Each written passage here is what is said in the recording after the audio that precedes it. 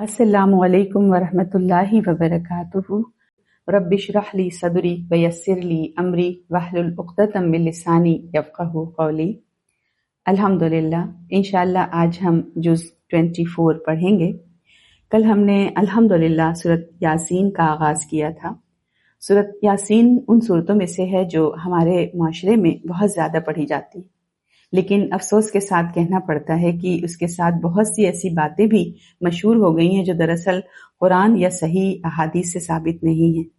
خاص طور پر یہ سمجھ لیا گیا ہے کہ یہ سورہ یعنی سورۃ یاسین صرف میت کے لیے پڑھی جاتی ہے یا اس کو پڑھ کر مردوں کو بخش دیا جاتا ہے، حالانکہ قرآن کی ہر سورت کا اصل مقصد زندہ انسانوں کی ہدایت ہے۔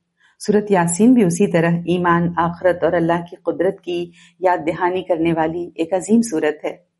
کسی بھی عزیز اور چہیتے کی موت بڑا توڑ دینے والا حادثہ ہوتا ہے۔ ہم اپنے چاہنے والوں کو اپنے سے دور جاتا ہوا دیکھ کر یقین نہیں کر پاتے کہ وہ اس دنیا سے کوچ کر گئے ہیں، لیکن اللہ کی رضا پر راضی ہونا ہے۔ اب اسی اللہ کی رضا پر راضی ہونے کے اصول ہیں۔ ہر بات اللہ تعالیٰ نے اپنے رسول کے ذریعے ہمیں بتا دی۔ کسی کے مرتے ہی کیا کرنا ہے، کیا دعا پڑھنی ہے، ہمارا رویہ کیسا ہو۔ کل ہم نے الحمدللہ پڑھا تھا کہ ہمیں روایتی دین نہیں شعوری دین اپنانا ہے۔ روایتی دین تو تھا ہی جب نبی اکرم صلی اللہ علیہ وسلم مکہ میں نبی کی حیثیت سے تشریف لائے تھے، سب تو روایتی کو فالو کر رہے تھے۔ آپ صلی اللہ علیہ وسلم نے دلائل سے اور شعور کی روشنی سے اللہ کے دین کی طرف دعوت دی تھی۔ تو ہم اللہ تعالیٰ سے دعا کریں کہ اللہ ہمیں شعور دے، سمجھ دے کہ ہم اپنی زندگیوں سے جو روایتی دین ہے نا، جس نے ہمارے اصل دین میں مل کر ہمیں دھوکے میں ڈال رکھا ہے، ہم اس کو سمجھ کر نکال پھینکیں اور اپنے گھروں میں بھی اس کی اصلاح کریں اور اللہ سے اتنا اعتماد مانگیں کہ ہم اس بدعت کے خلاف آواز اٹھا سکیں۔ یہ اتنی بری طرح گھیر کر گئی ہیں کہ ہم سب کے ملے بغیر اس کا خاتمہ ممکن نہیں ہے۔ آئیں تھوڑا سا شعوری دین کے حساب سے دیکھیں کہ ہمیں کیا کرنا سکھایا گیا ہے کسی کے دنیا سے چلے جانے کے بعد، اور پھر ہم دیکھیں گے ایصال ثواب کے کیا کیا طریقے رائج ہیں اور صحیح طریقہ کیا ہے، اور زیارت قبور کے کیا کیا طریقے رائج ہیں۔ تو کسی چاہنے والے، کسی عزیز کے موت کے بعد سب سے پہلے تو ہمیں دعا کرنی ہے کہ ہم ان کی مغفرت کی دعا کریں۔ کسی کی تدفین کے بعد نبی اکرم صلی اللہ علیہ وسلم نے فرمایا کہ میت کی بخشش کی دعا مانگو اور اس کی استقامت کی دعا مانگو، کیونکہ اس سے سوال ہوگا۔ تو یہ عمل جو ہے کنٹینیوس ہم کو کرنا ہے، پوری زندگی اپنی زندگی کرنا ہے، کچھ دن خاص پکڑ کر لوگوں کو جماوڑا کر کے نہیں بتایا گیا۔ اور دعائیں جانے والوں کے سٹیٹس کو بڑھاتی ہیں۔ مرنے والا اللہ سے پوچھے گا کہ میرا یہ مقام مجھ کو کیسے مل گیا، تو بتایا جائے گا کہ تمہاری اولاد کی وجہ سے جو تمہارے لیے مغفرت کی دعائیں کرتے ہیں۔ اور پھر جو ہمارا جو فرض روزہ جانے والوں کا رہ گیا ہے تو وہ ہم پورا کریں۔ نبی اکرم صلی اللہ علیہ وسلم نے فرمایا اگر فرض روزہ جانے والے کا رہ گیا ہو تو اس کے وارثوں کو رہنا چاہیے۔ ہم یاد رکھیں فرض روزہ، نوافل کی بات نہیں ہے۔ اور پھر ان کا اگر کوئی قرض ہے تو وہ ادا کرنا، ان کی کوئی جیسے منت ہو وہ پوری کرنا، اگرچہ کہ منت کو اسلام میں بہت پسند نہیں کیا گیا، لیکن اگر کسی نے منت کر ہی لی ہے تو اگر ممکن ہو تو جلد از جلد اس کو پوری کرنا ہوگا۔ اور ان کی طرف سے مطلب حج اور عمرہ کرنا، جانے والے کے بچوں کے نیک اعمال کا ثواب جو ہے، کوئی بھی نیک عمل کریں گے جو ماں باپ نے سکھایا ہوا ہوگا تو خود بخود ان کو اس کا اجر پہنچتا رہے گا۔ اور جانے والے کی طرف سے صدقہ دینا، ان کی طرف سے قربانی کرنا، ان لوگوں سے ملنا اور تعلق رکھنا جن سے ہمارے جانے والے محبت رکھتے تھے۔ تو الحمدللہ یہ صحیح طریقے ہیں جو نبی اکرم صلی اللہ علیہ وسلم نے بتائے ہیں۔ ہم دیکھیں کہ روایتی طریقہ کیا ہے جس کو کہ ہمیں نہیں کرنا چاہیے۔ قرآن بخشنا، تو سورۃ یاسین یا کوئی دوسری سورہ پڑھ کر قرآن بخشنا، یہ سب روایتی ہے، شریعت میں اس کا ثبوت نہیں ہے۔ جو پارے بانٹے جا رہے ہوتے ہیں وہ سب روایتی ہیں، اپنے سے، اپنی سوچ سے، اپنے خوف سے روایت بنائی گئی ہے۔ طریقہ یہ ہے کہ ہاں قرآن پڑھنے سے اللہ کی رحمتیں تو جوش میں آتی ہیں، تو ہم قرآن پڑھتے کچھ بھی پڑھیں اور ہم پھر دعا مانگیں۔ جب کبھی بھی ہمیں دعا مانگنا تو ہم ایسے سوچیں کہ آج میں اپنے ابو کے لیے جا رہی ہوں، قرآن پڑھا میں نے اور پھر میں اس کے بعد خوب لمبی سی اچھی سی دعائیں کر لی، تو یہ ہمارے لیے فائدے مند ہے۔ اور جب ہم اس کے بعد دعا کریں گے تو اثر کرے گی، دوسروں کے حق میں بھی جو دعا کریں گے وہ بھی فائدہ کرے گی انشاءاللہ۔ ہلکا سا یہ جو ٹویسٹ ہے نا، فرق، اس کی وجہ سے اتنی بڑی بڑی بدعتیں رائج ہیں ہمارے یہاں۔ اور کوئی نفل نماز یا کسی قسم کا ذکر ان کو بخشنے کے لیے نہیں کہ یہ اذکار خاص ہیں، یہ نوافل پڑھیں اور روزے رکھیں، نفل نماز پڑھیں، نفل حج کر کے ان کو بخشنے کا طریقہ صحیح نہیں ہے۔ اسی طرح طواف کا بھی ثبوت نہیں ملتا مر جانے والے کے لیے، سیوم کا بھی ثبوت نہیں، سوئم کا 10واں 40واں، یہ سب گھڑی ہوئی روایات ہیں، بدعتیں ہیں۔ اگر تھوڑی ہی سی سنت کی جائے وہ اس سے کہیں بہتر ہے کہ بدعتیں کی جائیں۔ اب دیکھتے ہیں وہ کہ اصال ثواب کے متعلق وہ امور جو نبی اکرم صلی اللہ علیہ وسلم کی سنت سے ثابت نہیں ہیں اور ہمارے ہاں کیسے گھسی ہوئی ہیں یہ روایتیں من گھڑت، کہ میت کو ثواب پہنچانے کے لیے پہلے دن، تیسرے دن رسم قل، 7ویں دن، 10ویں دن، 40ویں دن کھانے کا اہتمام کرنا، قل پر آنے والوں میں کپڑے تقسیم کرنا، میت کو ثواب پہنچانے کے لیے ہر جمعرات کھانا تقسیم کرنا، سال پورا ہونے پر کھانا تقسیم کرنا، مرنے والے کو اپنے یوم وفات پر کھانا کھلانے یا قرآن خوانی کرانے کی وصیت کرنا، اجرت پر یا بلا اجرت قرآن خوانی کرانا یا نفل پڑھوانا، میت کا اپنی جائیداد سے قرآن خوانی کروانے یا کوئی دوسری غیر مسنون عبادات جیسے نوافل وغیرہ کروانے کے لیے رقم دینے کی وصیت کر جانا، میت کی طرف سے شعبان، رجب اور رمضان میں خاص طور پر صدقہ خیرات کرنے یا کھانا تقسیم کرنے کا اہتمام کرنا، برسی منانا اور برسی کے موقع پر قرآن خوانی کروانا، کھانا یا مٹھائی وغیرہ تقسیم کرنا، قرآن پڑھ کر ثواب مردوں میں تقسیم کرنا، بسم اللہ کا قرآن پاک ختم کرنا، 5 آیات تلاوت کرنا ہے نا، چنوں پر 70,000 مرتبہ کلمہ پڑھنا، آیت کریمہ کی رسم، چادر بچھا کر گٹھلیوں پر 1.25 مرتبہ بسم اللہ یا لا الہ الا اللہ پڑھنا ہے نا، اور میت کو ثواب پہنچانے کے لیے ختم دلانا، تدفین کے دن ہفتہ وار قبر پر جا کر خیرات کرنا یا مٹھائی یا دودھ وغیرہ تقسیم کرنا، سب کے سب گھڑی ہوئی روایات ہیں۔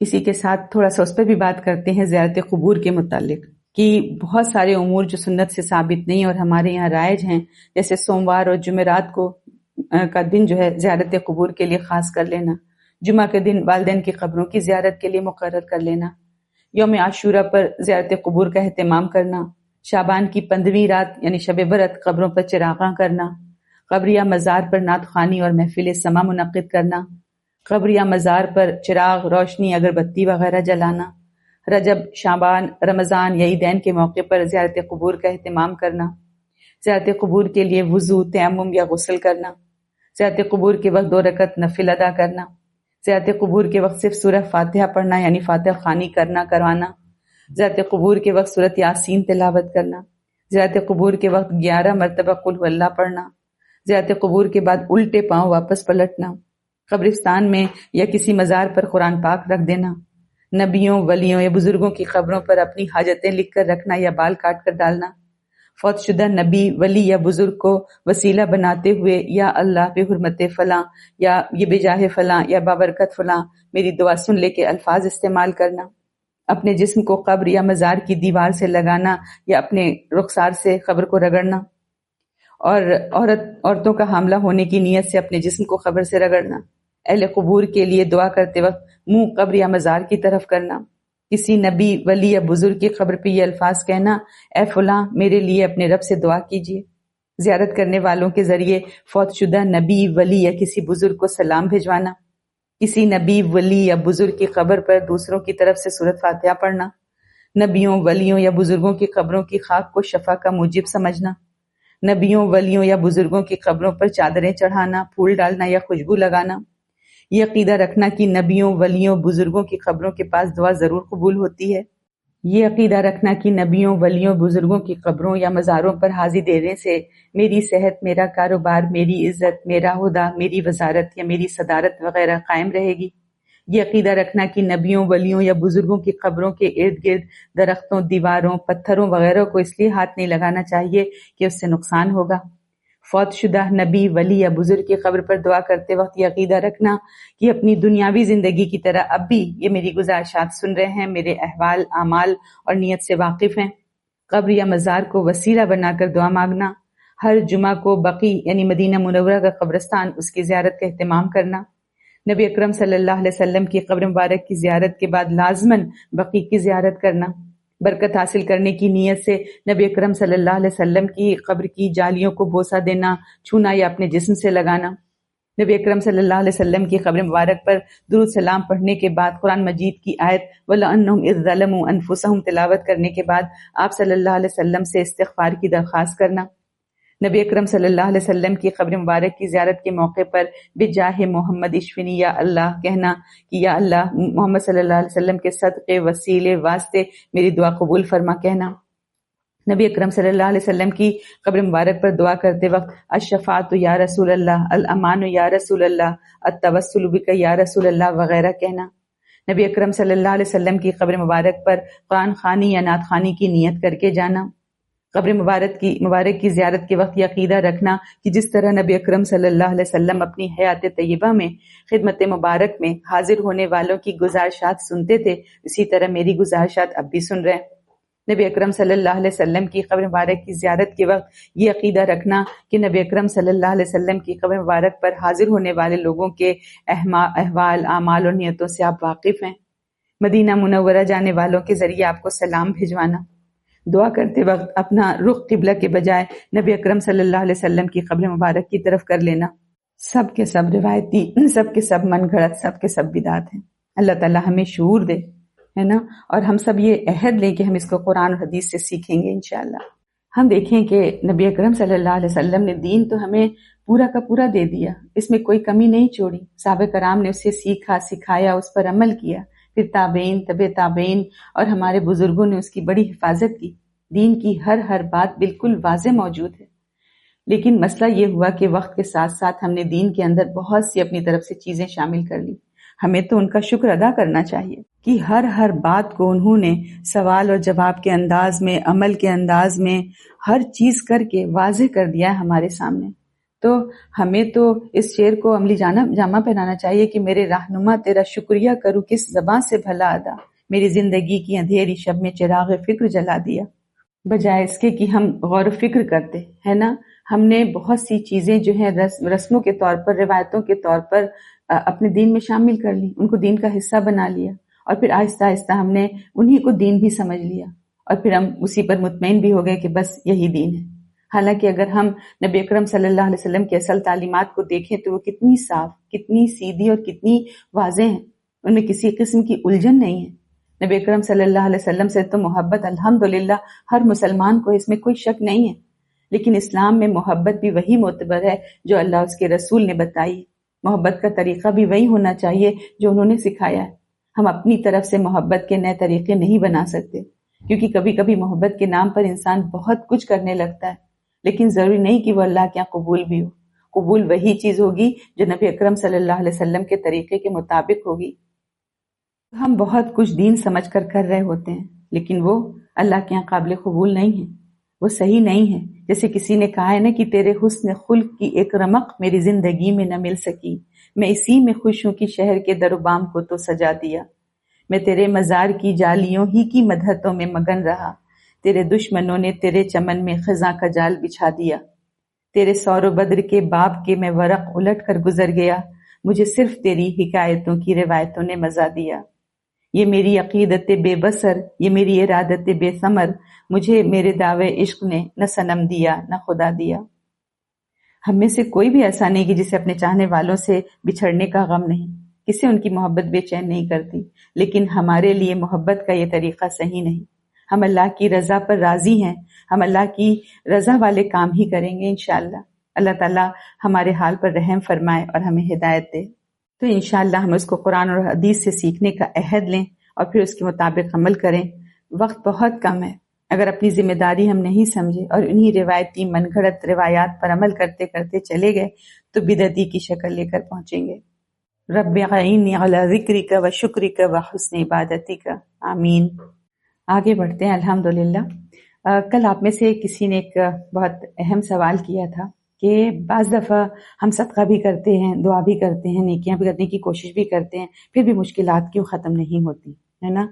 تو کل کے جس پر اس پر کچھ بات ہوئی تھی، اور پیچھے بھی ہم پڑھتے چلے آ رہے ہیں کہ کئی وجوہات قرآن میں ہیں کہ مشکلات آنے کی جو بتائی گئی ہیں، اس میں سے جو تھا کہ ہمارے اپنے گناہ بھی ہوتے ہیں. تو یہ جو سوال ہے دراصل ہم سب کے دل میں کبھی نہ کبھی آتا ہے نا. تو قرآن مجید ہمیں اس کا جواب یہ دیتا ہے کہ آزمائشوں اور مشکلات کی کئی وجوہات ہو سکتی ہیں. بعض اوقات یہ اللہ کی طرف سے امتحان ہوتی ہیں، اور بعض اوقات انسان کے اپنے اعمال اور گناہوں کا بھی نتیجہ ہوتی ہیں، کل جس بارے میں ہم نے پڑھا تھا الحمدللہ.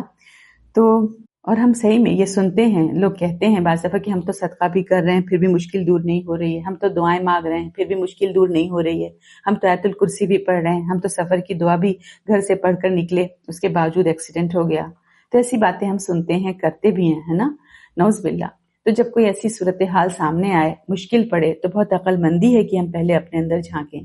یہ ہم کو اب تک کے جو ہے ہم نے سیکھا اب تک کے جز سے نا، کہ میری زندگی میں کوئی چیز ایسی تو نہیں جو ایک نافرمانی کے طور پر مسلسل شامل ہو میری زندگی میں۔ یعنی کہ جیسے دیکھیں کہ نمازیں نہیں پڑھی جا رہی ہوں، یا نمازیں پڑھ رہے ہوں لیکن اچھی طرح سے نہیں پڑھ رہے ہوں، یا نمازیں پڑھ رہے ہیں تو زکوٰۃ نہیں دے رہے ہیں۔ تو اس طرح کی چیزیں تو ضرور ہم خود کو جانچیں۔ بہت ساری چیزیں ہیں جانچنے کے لیے، وہاں کہاں کمیاں ہیں۔ ہو سکتا ہے کہ یہ ہرڈل ہوں، یہ رکاوٹ بن رہی ہوں۔ اس سے کیا ہوگا کہ وہ مشکل بھی ایک ریمائنڈر بن کر آئے گی، ہے نا، کہ ہم لوگوں کے سامنے کہ جو مشکل آئی تو وہ ہم کو کچھ یاد دلائے گی۔ مشکل تو اب آ گئی نا، لیکن جب ہم اپنے حالات پر غور کرتے ہیں تو پھر ہوتا یہ ہے کہ ہم انشاءاللہ آخرت کی مشکلات اپنے سے دور کر سکتے ہیں۔ اور سب کچھ کرنے کے باوجود، مثال کے طور پر جیسے استخارہ کرنے کے باوجود شادی ناکام ہو گئی، تو بعض دفعہ لوگ استخارے سے بدگمان ہونے لگتے ہیں، یا استخارے کے متعلق سوال کرنے لگتے ہیں، کہنے لگتے ہیں کہ وہ استخارے سے کیا ہوتا ہے، استخارہ کر کے تو ہم نے یہ کام کیا تھا، نعوذ باللہ، تو پھر آج کل یہ مسئلہ کیوں ہو گیا، کیوں پیدا ہو رہا ہے؟ اس طرح کے سوال ہم لوگ آتے ہیں ہمارے پاس، ہم بھی کرتے ہیں نا۔ تو ہم یہ سوچ لیا کریں کہ اللہ تعالیٰ کی بہتری اسی میں تھی، کہ مجھے سمجھ میں نہیں آ رہا لیکن اللہ تعالیٰ نے یقیناً اس میں میرے لیے خیر رکھی ہے۔ چلیں اب ہم کیا کریں، یہ سب باتیں تو ہیں، ہو رہی ہیں، اور اللہ تعالیٰ نے اب بتا دیا قرآن میں کہ اس میں تمہارا بھی ایک جو فیکٹر ہے، مشکلات تم پر جو آ رہی ہیں، اس کی وجہ یہ بھی ہے کہ کہیں نہ کہیں تمہارے اندر کچھ کمی ہے، تمہیں تلاش کرنا ہے۔ تو چلیں ہم ایک سسٹمیٹک وے میں اس پر سمجھنے کی کوشش کرتے ہیں انشاءاللہ تعالیٰ کہ کیسے ہم اچھائی کے راستے پہ آنا چاہ رہے ہیں، تو کیا کیا ہم کو کرنا ہوگا۔ تو تھوڑا سا ایسے کر کے ہم کوشش کریں، زندگی کا جو ڈیفینیشن ہے تھوڑا سا ہم لوگ اس کو pھیلا دیں، براڈ کر دیں، کہ میری زندگی میں یہ ڈیش ڈیش مطلب یہ چیز مجھ کو فائدہ دے گی، اور اتنی براڈ کریں کہ یہ ڈیفینیشن کہ اس کو ہم قبر میں پہنچنے تک نہیں رکھیں۔ جو زندگی کو ہم نے قبر تک رکھا ہے نا، کہ وہ میری زندگی میں یہ چیز ایسی ویسی نہیں، یعنی قبر تک نہیں رکھیں، بلکہ ہم زندگی کو لے جائیں کہاں تک، آخرت کی زندگی تک۔ تو پھر اب اللہ تعالیٰ کے کلام کو ہم سمجھیں کہ جب اللہ تعالیٰ نے فرمایا تو اس طرح ہم کو اب سمجھ میں آئے گا کہ جب اللہ تعالیٰ نے فرمایا کہ تم کو یہ چیز فائدہ دے گی، اللہ تعالیٰ نے تو کہا ہے نا کہ تم کو یہ چیز فائدہ دے گی، تو اس زندگی میں ہمیں جب فائدہ نہیں ملا استخارے سے تو ہم تو وہ ہو گیا۔ اب ہم نے اگر اپنا ڈیفینیشن بنائی کہ نہیں، ہم کو زندگی کو پھیلانا ہے آخرت تک، ہے نا، لے کر جانا ہے، اس کو قبر تک نہیں رکھنا، تو آخرت میں رکھنا ہے، تو انشاءاللہ زندگی کی جو بیریئرز جو ہم نے ان کو جن کو کہ ہم نے کمپارٹمنٹ میں بانٹا ہوا ہے، اگر وہ کمپارٹمنٹ جو ہے کسی طرح سے ہم ہٹا دیں، بیریئرز ہٹا دیں، تو پھر ہم دیکھیں کہ ہمارا کانسیپٹ کلیئر ہو جائے گا کہ اچھا ٹھیک ہے، یہاں ہم کو نہیں ملا، قبر میں مل جائے گا، اچھا قبر میں بھی نہیں ملا، انشاءاللہ آخرت میں مل جائے گا، تو آخرت میں تو ملے گا ہی ملے گا انشاءاللہ تعالیٰ۔ تو ہم اس طرح سے سوچیں، اچھا ہم کو دنیا میں اللہ تعالیٰ نے نہیں دیا تو ہو سکتا ہے میرا وہاں ملنے والا، میرا وہاں اجر جو ہے وہاں آخرت میں ملنے والا ہوگا، میری دعا جو ہے وہاں اس فارم میں ایکسیپٹ ہو کر مجھے ملنے والی ہوگی۔ تو پھر انسان جب وہاں جا کے دیکھے گا تو کہے گا وہ میری دنیا میں تو پھر کوئی دعا ہی قبول نہیں ہوئی ہوتی، جب یہاں پر اس طرح ملنے والی تھی۔ تو انشاءاللہ تعالی ہم لوگ یہ پازیٹیو سوچ کے ساتھ کمی نکالنے کے بجائے کہ یہ کیوں نہیں، اپنی اپنی اچھائیاں گنوانے کے بجائے چپکے سے اپنی خامیاں بھی سوچیں اور پھر اس کو کریکشن کرتے رہیں، اللہ تعالیٰ سے محبت والا رشتہ جوڑیں ہم لوگ، بہت ہی پیارا والا رشتہ۔ اور سب سے جو بیسک بنیادی بات ہم اپنے دماغ میں یہ بسا لیں کہ قرآن کا کوئی بھی الفاظ چاہے ہمارے عقل میں اتر بھی نہیں رہا ہو، یہ لکھا ہوا، یہ دکھ رہا ہے ہم کو، یہ مطلب ہمارے اللہ کی طرف سے، ہم سوچیں گے ہی نہیں کہ اس میں کوئی ہم سوال بھی اٹھا سکتے ہیں، اس میں کوئی کمی ہوگی، ہے نا، نہیں، ہماری سمجھ میں نہیں آ رہا ہے، یہی چیز ہے، اس کو ہم کو سمجھنے کی کوشش کرنی ہے۔ انشاءاللہ آتے ہیں آج کے جز نمبر 24 کی طرف۔ سورۃ زمر کنٹینیو ہو رہی ہے، دیکھتے ہیں آیہ نمبر 32 سے 40 تک دیکھتے ہیں انشاءاللہ۔ اعوذ باللہ من الشیطان الرجیم، بسم اللہ الرحمن الرحیم۔ پھر اس شخص سے زیادہ ظالم کون ہے جس نے اللہ پر جھوٹ بولا اور سچائی کو جھٹلایا جبکہ وہ اس کے پاس آ گئی؟ کیا کافروں کا ٹھکانہ جہنم میں نہیں؟ اور جو شخص سچائی دین حق لے کر آیا اور جس نے اس کی تصدیق کی، وہی لوگ متقی ہیں، ان کے لیے ان کے رب کے پاس وہ سب کچھ ہے جو وہ چاہیں گے، نیکی کرنے والوں کا یہی بدلہ ہے۔ تاکہ اللہ ان سے وہ برائیاں دور کر دے جو انہوں نے کی اور انہیں ان کا اجر بہترین اعمال کے مطابق دے جو وہ کرتے رہے تھے۔ کیا اللہ اپنے بندوں کے لیے کافی نہیں اور وہ آپ کو ان معبودوں سے ڈراتے ہیں جو انہوں نے اللہ کے سوا بنا رکھے ہیں، اور جسے اللہ گمراہ کر دے تو اسے کوئی ہدایت دینے والا نہیں، اور جسے اللہ ہدایت دے تو اسے کوئی گمراہ کرنے والا نہیں۔ کیا اللہ نہایت غالب انتقام لینے والا نہیں؟ اگر آپ ان سے پوچھیں کہ آسمانوں اور زمین کو کس نے پیدا کیا تو وہ ضرور کہیں گے کہ اللہ نے۔ کہہ دیجئے بھلا دیکھو تو جنہیں تم اللہ کے سوا پکارتے ہو، اگر اللہ مجھے کوئی تکلیف پہنچانا چاہے تو کیا وہ تمہارے باطل معبود اس کی پہنچائی ہوئی تکلیف دور کر سکتے ہیں؟ یا مجھ پر رحمت کرنا چاہے تو کیا وہ اس کی رحمت کو روک سکتے ہیں؟ کہہ دیجئے مجھے اللہ کافی ہے، بھروسہ کرنے والے اسی پر بھروسہ کرتے ہیں۔ کہہ دیجئے میری قوم تم اپنے طریقے اور حالت پر عمل کرو، بے شک میں اپنے طریقے پر عمل کرنے والا ہوں، چنانچہ تم جلد جان لو گے کہ کس پر ایسا عذاب آتا ہے جو اسے رسوا کر دے اور کس پر ہمیشہ رہنے والا عذاب اترتا ہے۔ ان آیات میں دیکھیں کیا بتایا جا رہا ہے کہ جو شخص سچ لے کر آیا اور جس نے اسے سچ مانا وہی متقی ہے، یعنی حق کو قبول کرنا تقوی کی نشانی ہے۔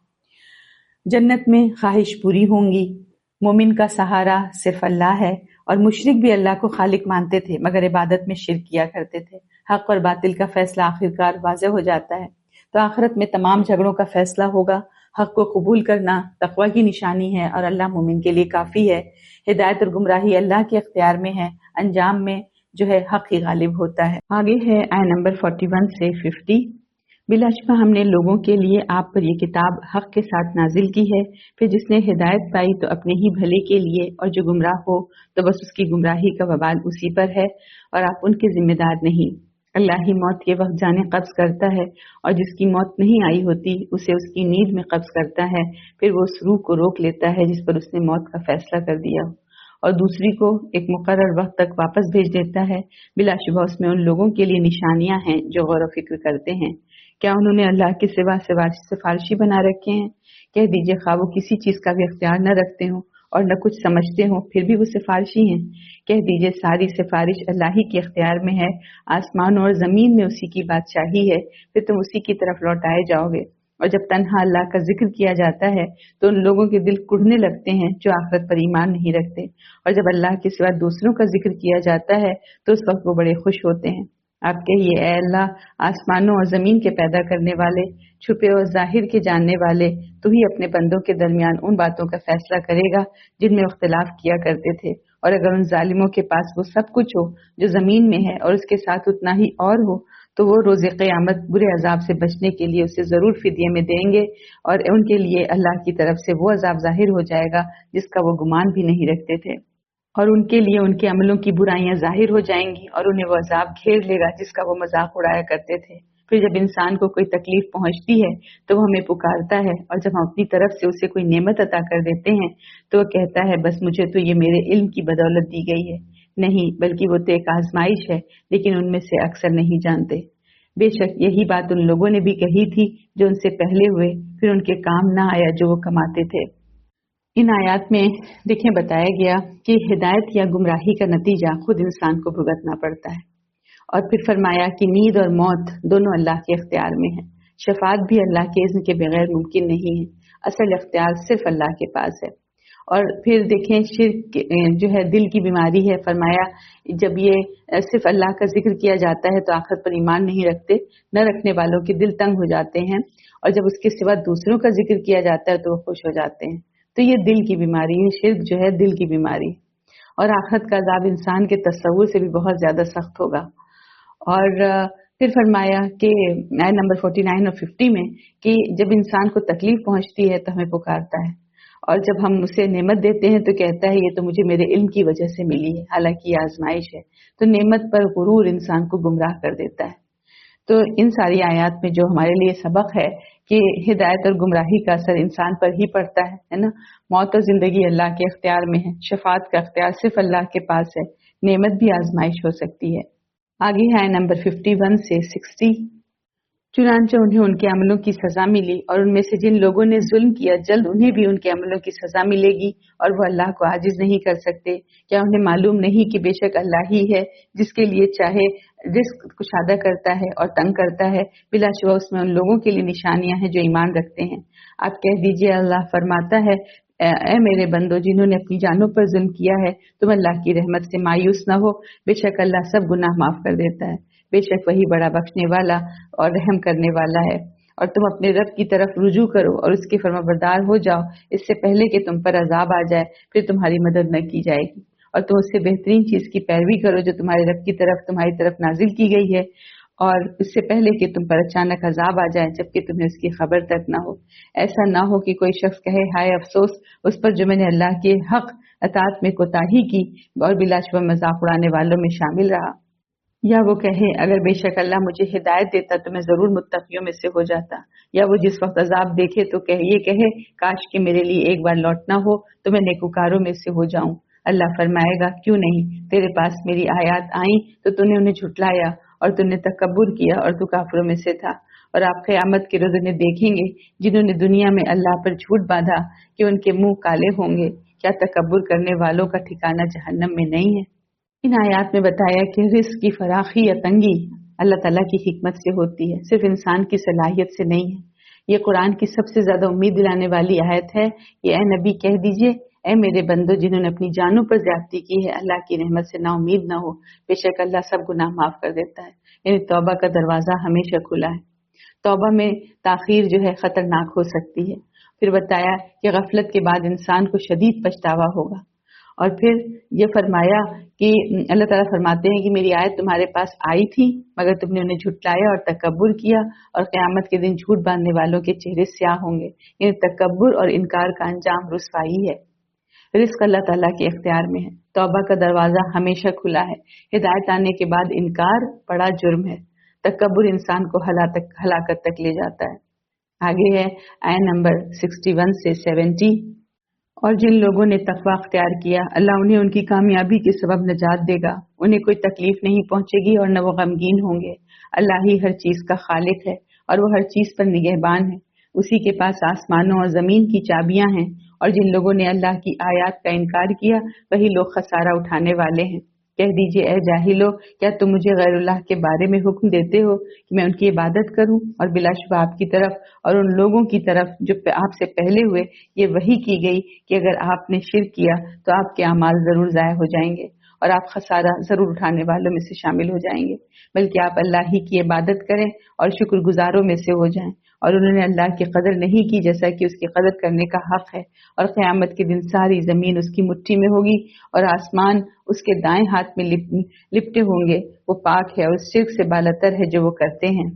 اور سور میں پھونکا جائے گا تو جو کوئی آسمانوں اور زمین میں ہے بے ہوش ہو جائے گا سوائے اس کے جسے اللہ چاہے، پھر اس میں دوسری بار پھونکا جائے گا تو وہ یکایک کھڑے ہو کر دیکھنے لگیں گے، اور زمین اپنے رب کے نور سے چمک اٹھے گی اور عملوں کی کتاب رکھ دی جائے گی، اور انبیاء گواہ لائے جائیں گے، اور انبیاء اور گواہ لائے جائیں گے، اور لوگوں کے درمیان حق کے ساتھ فیصلہ کیا جائے گا اور ان پر ظلم نہیں کیا جائے گا، اور ہر شخص نے جو عمل کیا ہوگا اسے اس کا پورا اجر دیا جائے گا، اور جو کچھ وہ کر رہے ہیں اللہ اس کو خوب جانتا ہے۔ ان آیات میں دیکھیں ہمارے لیے جو پیغام ہے اور جو باتیں بتائی گئی ہیں کہ تقوی آخرت میں مکمل حفاظت کا سبب ہے، اور کائنات کا مکمل اختیار صرف اللہ کے پاس ہے۔ شرک ایمان کو ختم کر دیتا ہے، اللہ کی عظمت انسان کے تصور سے کہیں زیادہ ہے۔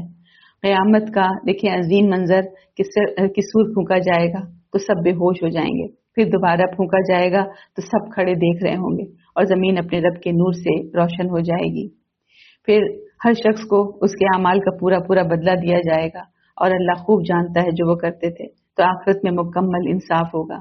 تقوی انسان کو آخرت میں نجات دے دے گا، کائنات کے اختیار صرف اللہ کے پاس ہوگا وہاں پر آخرت میں، اور شرک ایمان کو ضائع کر دیتا ہے۔ قیامت کے دن مکمل انصاف ہوگا۔ آگے ہے آیت نمبر 71 سے 75۔ اور جن لوگوں نے کفر کیا وہ جہنم کی طرف گروہ در گروہ ہانکے جائیں گے، یہاں تک کہ جب اس کے پاس پہنچیں گے تو اس کے دروازے کھول دیے جائیں گے، اور اس کے دربان کہیں گے کیا تمہارے پاس تمہیں میں سے رسول نہیں آئے تھے جو تم پر تمہارے رب کی آیتیں پڑھتے تھے اور تمہیں تمہاری اس دن کی ملاقات سے ڈراتے تھے؟ وہ کہیں گے کیوں نہیں، لیکن کافروں پر عذاب کا فیصلہ ثابت ہو چکا۔ انہیں کہا جائے گا تم جہنم کے دروازوں میں داخل ہو جاؤ، اس میں ہمیشہ رہو گے، چنانچہ تکبر کرنے والوں کا یہ ٹھکانہ بہت برا ہے، یعنی انکار کرنے والوں کے پاس اب کوئی عذر باقی نہیں رہے گا۔ اور جو لوگ اپنے رب سے ڈرتے رہے ہوں گے وہ جنت کی طرف گروہ در گروہ لے جائے جائیں گے، یہاں تک کہ جب وہ اس کے پاس پہنچیں گے تو اس کے دروازے کھلے ہوں گے اور اس کے دربان ان سے کہیں گے تم پر سلام ہو، تم پاکیزہ رہے، اب تم اس میں ہمیشہ کے لیے داخل ہو جاؤ۔ یعنی بتایا جا رہا ہے کہ تقوی کا انجام جو ہے ہمیشہ سلامتی ہے، اور وہ کہیں گے سب تعریف اس اللہ ہی کے لیے ہے جس نے ہم سے کیا ہوا اپنا وعدہ سچا کر دکھایا اور ہمیں اس سرزمین یعنی بہشت کا وارث بنا دیا، ہم جنت میں جہاں چاہیں اپنا ٹھکانہ بنائیں، چنانچہ عمل کرنے والوں کا یہ اجر بہت اچھا ہے۔ یعنی مومن اپنی کامیابی کو اللہ کی رحمت سمجھیں گے، اور آپ فرشتوں کو عرش کے ارد گرد حلقہ بنائے دیکھیں گے جبکہ اپنے رب کی حمد کے ساتھ تسبیح بیان کر رہے ہوں گے، اور لوگوں کے درمیان حق کے ساتھ فیصلہ کیا جائے گا اور کہا جائے گا سب تعریف اللہ رب العالمین ہی کے لیے ہے، یعنی سب تعریف اللہ رب العالمین کی ہے۔ ان آیات میں جو ہم نے دیکھا اس میں ہے کہ دین خالص اللہ کے لیے ہونا چاہیے، شرک انسان کی سب سے بڑی گمراہی ہے، اللہ کی رحمت بہت وسیع ہے اور توبہ کا دروازہ کھلا ہے۔ قیامت کا دن جو ہے کہ دن مکمل انصاف ہوگا، انجام میں اہل ایمان جنت میں کامیاب ہوں گے۔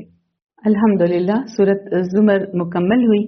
اس کو اگر ہم ایک گو میں دیکھیں کہ کیا کیا اس میں ہمارے لیے پیغام تھے، کیا باتیں بتائی گئی، کہ خالص عبادت جو ہے صرف اللہ کے لیے ہونی ہے، انسان کی فطرت اور کمزوری بتائی گئی اس میں، اور علم والوں اور جاہلوں کا فرق بھی بتایا گیا، اور اللہ کی قدرت کی نشانیاں ہمیں دکھائیں، اور قیامت کا منظر دکھایا گیا، جنت و جہنم کا انجام دکھایا گیا، اور امید کا عظیم پیغام ہے نا کہ اے میرے بندو جنہوں نے اپنی جانوں پر زیادتی کی ہے اللہ کی رحمت سے مایوس نہ ہو، یعنی توبہ کا دروازہ ہمیشہ کھلا ہے۔ الحمدللہ اب سامنے سورت غافر یا اس کا دوسرا نام مومن، سورت غافر یا سورت مومن آ رہی ہے۔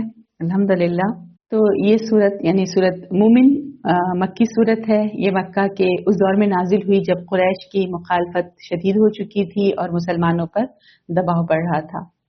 مفسرین کے مطابق یہ صورت مکی دور کے آخری حصے کے قریب نازل ہوئی، اور یہ وہ وقت تھا جب کفار مکہ قرآن کا انکار کر رہے تھے، نبی اکرم صلی اللہ علیہ وسلم کی دعوت کا مذاق اڑاتے تھے، مسلمانوں پر ظلم ہو رہا تھا، اور وہ آخرت کا انکار جو تھا ان کے ہاں عام تھا۔ تو اسی ماحول میں یہ صورت نازل ہوئی تاکہ اہل ایمان کو صبر اور یقین کی تعلیم دی جائے۔ اس کا جو نام ایک مومن ہے، تو اس میں فرعون کے دربار کے ایک مومن شخص کا واقعہ آتا ہے جو موسیٰ علیہ السلام کی حمایت میں کھڑا ہوا اور اپنی قوم کو سمجھاتا رہا۔ اس سورہ میں جو ٹاپک آئیں گے وہ ہیں اللہ کی مغفرت اور رحمت کا، اور قرآن کے منکرین کو تنبیہ، اور مومن وہی جو آل فرعون کا جو شخص تھا اس کا واقعہ، اور پھر قیامت کا منظر اور حساب۔ کہ اس میں دیکھیں سورت کے آغاز میں اللہ کی صفتیں بیان ہیں، اور کہ بتایا کہ اللہ گناہ معاف کرنے والا، توبہ قبول کرنے والا ہے۔ پھر تاریخ کی مثالوں سے بتایا گیا کہ رسولوں کو جھٹلانے والوں کا انجام کیا ہوا، اور ایمان، حکمت اور جرت کی ایک عظیم مثال وہی مرد مومن وہ آئے گی، اور آخرت کی حقیقت اور انجام کا بیان ہوگا۔ تو مرکزی پیغام ہم سمجھیں کہ وہ کچھ اس طرح ہے اس سورہ کا کہ اللہ کی رحمت وسیع ہے، مگر تکبر جو ہے ہلاکت کا سبب ہے، اور حق کے لیے کھڑے ہونا ایمان کی علامت ہے۔ تاریخ گواہ ہے کہ باطل آخرکار شکست کھاتا ہے، صبر اور یقین کے ساتھ اللہ پر بھروسہ ضروری ہے۔ ابھی دیکھیں سورت زمر جو ہم لوگ پڑھ رہے تھے اس میں اخلاص اور خالص عبادت پر بات تھی، اور سورت مومن ایمان کے ساتھ صبر اور ثابت قدمی کی بات ہے، یعنی اخلاص پہلے تھا، پھر صبر اور استقامت کی بات ہے۔ شروع کرتے ہیں انشاءاللہ تعالی، دیکھتے ہیں آیت نمبر 1 سے 10۔ حامیم۔ اس کتاب کا نزول اللہ کی طرف سے ہے جو نہایت غالب خوب جاننے والا ہے، گناہ بخشنے والا اور توبہ قبول کرنے والا ہے، سخت سزا دینے والا، بڑا فضل والا ہے۔ اس گناہ کے سوا کوئی سچا اس کے سوا کوئی سچا معبود نہیں، اسی کی طرف لوٹ کر جانا ہے۔ یعنی دیکھیں یہاں یہ بتایا جا رہا ہے کہ قرآن اللہ کی طرف سے ہدایت ہے، اس میں مکمل حکمت اور علم ہے، اور اللہ کی صفات کی مغفرت اور رحمت اور عدل یہ بیان ہوئی۔ پھر آگے ہے اللہ کی آیت میں صرف کافر لوگ ہی جھگڑا کرتے ہیں، لہٰذا آپ کو ان کا شہروں میں چلنا پھرنا دھوکے میں نہ ڈال دے۔ یعنی حق کا انکار جو ہے اکثر تکبر کی وجہ سے ہوتا ہے، उनसे पहले कौम नूह ने और उनके बाद दूसरे गिरोहों ने भी अंबिया को झुठलाया और हर उम्मत ने अपने रसूल के बारे में इरादा किया कि उसे गिरफ्तार कर लें और उन्होंने नाहक झगड़ा किया ताकि इस बातिल के जरिए से हक को नीचा दिखाएं। फिर मैंने उन्हें पकड़ लिया तो देख लो मेरी सजा कैसी थी। और इसी तरह उन लोगों पर आपके रब का फैसला साबित हो गया जिन्होंने कुफ्र किया, बिलाशुबहा ये दोज़खी हैं। यानी तारीख गवाह है कि हक को झुठलाने वालों का अंजाम बुरा हुआ। जो फरिश्ते अर्श को उठाए हुए हैं और जो उसके इर्द गिर्द हैं वो अपने रब की हम्द के साथ तस्बीह बयान करते हैं और इस पर ईमान रखते हैं और मोमिनों के लिए बख्शिश मांगते हैं। वो कहते हैं, ए हमारे रब तो अपनी रहमत और अपने इल्म से हर चीज पर छाया हुआ है, लिहाजा उन लोगों को बख्श दे जिन्होंने तौबा की और तेरे रास्ते की पैरवी की और उन्हें दोज़ख के अजाब से बचा। ऐ हमारे रब, और उन्हें उन अबदी बागों में दाखिल फरमा जिनका तूने उनसे वादा किया है, और उनको भी जो उनके बाप दादों और उनकी बीवियों और उनकी औलाद में से नेक हों। बेशक तू हर चीज पर गालिब निहायत हिकमत वाला है। और उन्हें बुराइयों से बचा, और जिसे तूने उस दिन बुराइयों की सजा से बचा लिया तो बेशक तूने उस पर रहम किया और यही बहुत बड़ी कामयाबी है। यानी हम देखें मोमिनों के लिए फरिश्ते भी दुआ करते हैं। बिलाशुबा जिन लोगों ने कुफ्र किया उनसे पुकार कर कहा जाएगा, आज तुम्हें जितना शदीद गुस्सा अपने आप पर आ रहा है, अल्लाह को तुम पर उससे कहीं ज्यादा गुस्सा उस वक्त आता था जब दुनिया में तुम्हें ईमान की तरफ बुलाया जाता था तो तुम उसका इनकार कर देते थे। यानी आखिरत में इनकार करने वालों को शदीद नदामत होगी। तो इन आयात का जो सबक है, मरकजी सबक हम समझे क्या है कि अल्लाह की रहमत और मग़फ़िरत बहुत वसी है। तकब्बुर इंसान को हक से दूर कर देता है। फरिश्ते अहले ईमान के लिए दुआ करते हैं। तारीफ इनकार करने वालों के अंजाम की गवाह है। आगे है आय नंबर 11 से 20।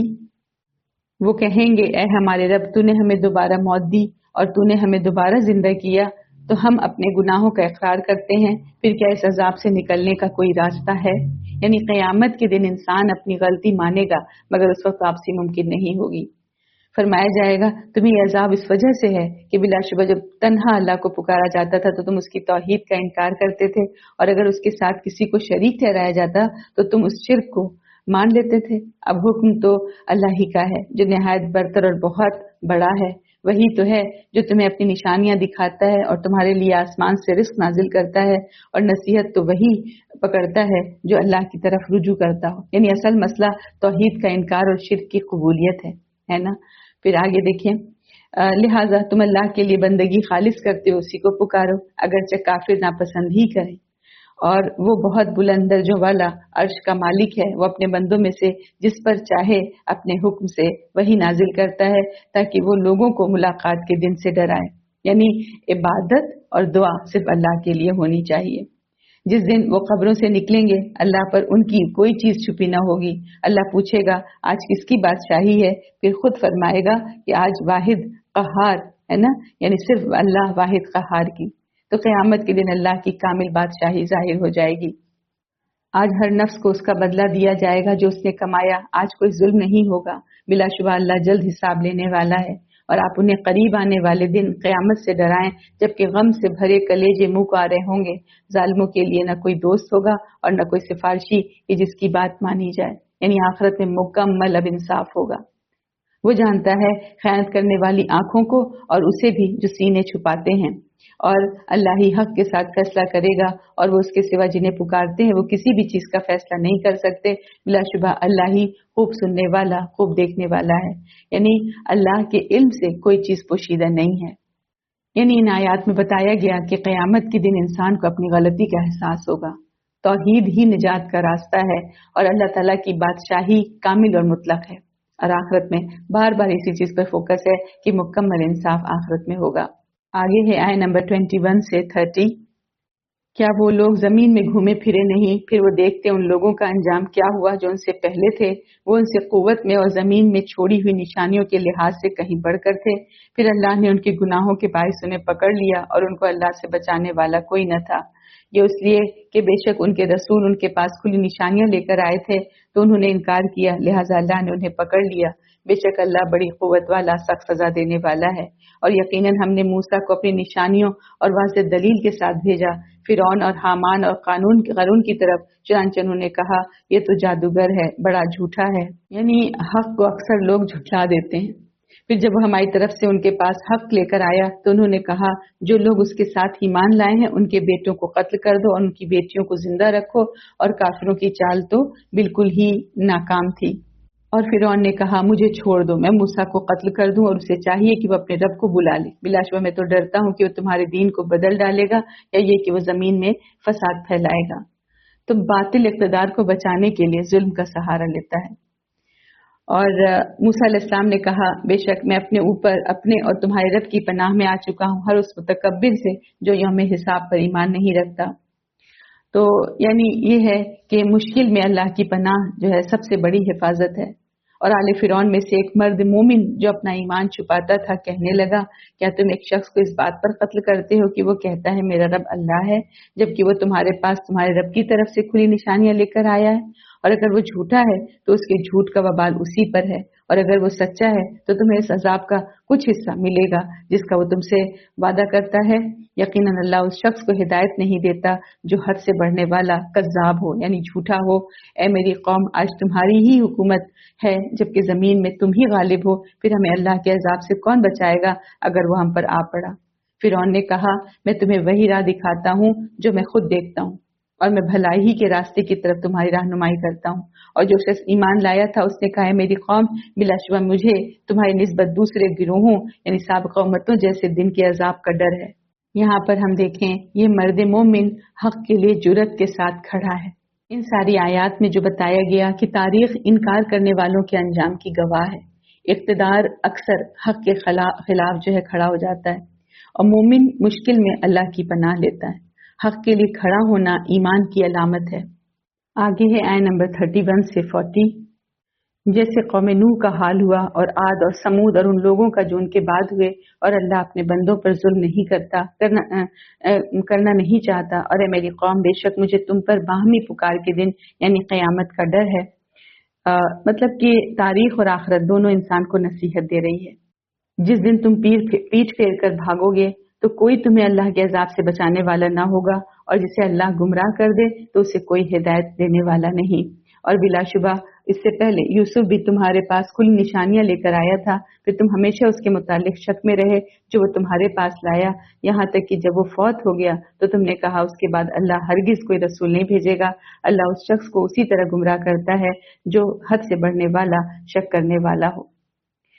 انسان کی پرانی عادت رسولوں کی بات پر شک کرنا۔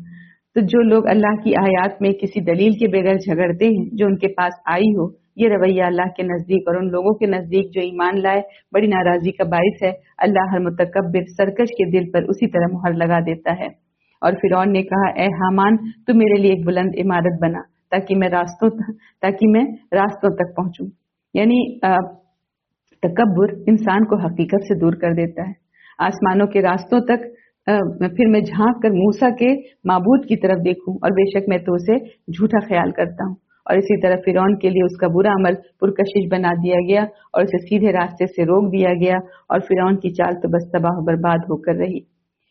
اور جو شخص ایمان لایا تھا اس نے کہا ہے میری قوم تم میری پیروی کرو، میں تمہیں بھلائی کا راستہ بتاؤں گا۔ یعنی حق کے لیے دعوت دینا ایمان کا تقاضا ہے۔ پھر اے میری قوم یہ دنیاوی زندگی تو بس تھوڑا سا فائدہ اٹھانا ہے، اور بے شک آخرت ہی ہمیشہ رہنے کا گھر ہے۔ اور جس نے کوئی برائی کی تو اسے بس اس کے برابر ہی بدلہ دیا جائے گا، اور جس نے کوئی نیک عمل کیا وہ مرد ہو یا عورت جبکہ وہ مومن ہو تو یہی لوگ جنت میں داخل ہوں گے، وہاں انہیں بے حساب رزق دیا جائے گا۔ یعنی اصل کامیابی آخرت کی کامیابی ہے۔ دنیا عارضی اور آخرت دائمی ہے۔ تکبر جو ہے انسان کو حق سے دور کر دیتا ہے۔ مومن کا فرض ہے کہ وہ حق کی دعوت دے، انجام کار نیکی کا بدلہ جو ہے جنت ہے۔ آگے ہے آیت نمبر 41 سے 50۔ اور اے میری قوم مجھے کیا ہے کہ میں تمہیں نجات کی طرف بلاتا ہوں اور تم مجھے آگ کی طرف بلاتے ہو۔ تم مجھے بلاتے ہو کہ میں اللہ کے ساتھ کفر کروں اور اس کے ساتھ ایسی چیزیں شریک ٹھہراؤں جن کے بارے میں مجھے کوئی علم نہیں، اور میں تمہیں نہایت غالب خوب بخشنے والے کی طرف بلاتا ہوں۔